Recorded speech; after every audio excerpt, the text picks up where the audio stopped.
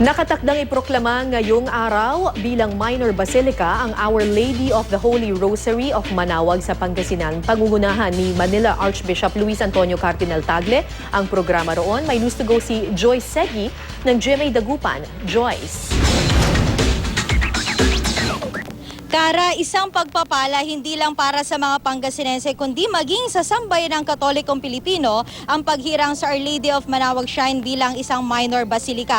Ngayong araw nga magaganap ang formal na proklamasyon bilang minor basilica. Mamayang hapon, pangungunahan ni Archbishop Luis Antonio Cardinal Tagle ang isang misa kung saan doon formal na isasagawa ang solemn proclamation. Susundan ito ng prosesyon kung saan ililibot sa poblasyon area ng bayan ng Manaoag ang karosa at imahe ni Inang Birheng Manaoag. Nauna nang naideklarang affiliate of the Papal Basilica of St. Mary Major sa Roma ang simbahan ng Manaoag. Sa ngayon, bukod sa minor basilica ng Our Lady of Manaoag, may 12 pang minor basilica sa bansa. Ilan sa mga ito, ang minor basilica Santo Niño sa Cebu, minor basilica of the Black Nazarene sa Quiapo, at ang pinakamalapit dito sa Pangasinan, ang minor basilica of Our Lady of Charity sa Agoola, Union. Bukod din sa magaganap na solemn proclamation mamaya, dinadayo rin ng mga deboto dito itong naka-exhibit na Pope Mobile sa harapan mismo ng Our Lady of Manaoag Shrine.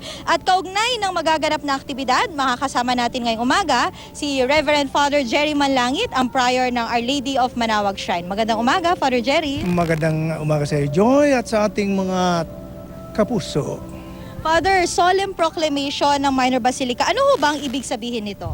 May tatlong magandang implikasyon yan kapag itinaas kang minor basilica. Kung aking ihahambing, parang analogy, ay noon ay parang barong-barong, naging bahay kubo, naging bungalow, naging mansyon, naging palasyo.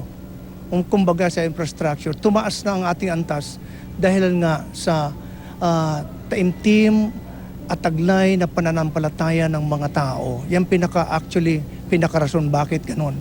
And of course, the wealth of history ng shrine, it began in 1600s. Up to this point in time, people come in droves to pray, ask for intercession, and they come in droves to thank the Blessed Virgin.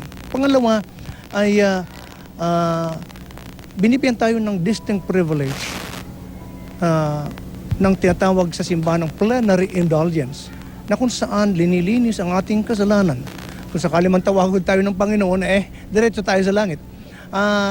Meron lang ginagawa dapat ang pilgrim o devotee na magsimba, kumunyon, siyempre mangumpisal din. Tapos pangatlo, alam mo, ang nagbigay nito si Pope Francis. Ang Pope Francis is also head of the City of Vatican. And being the head, ito ay protected by the Pope.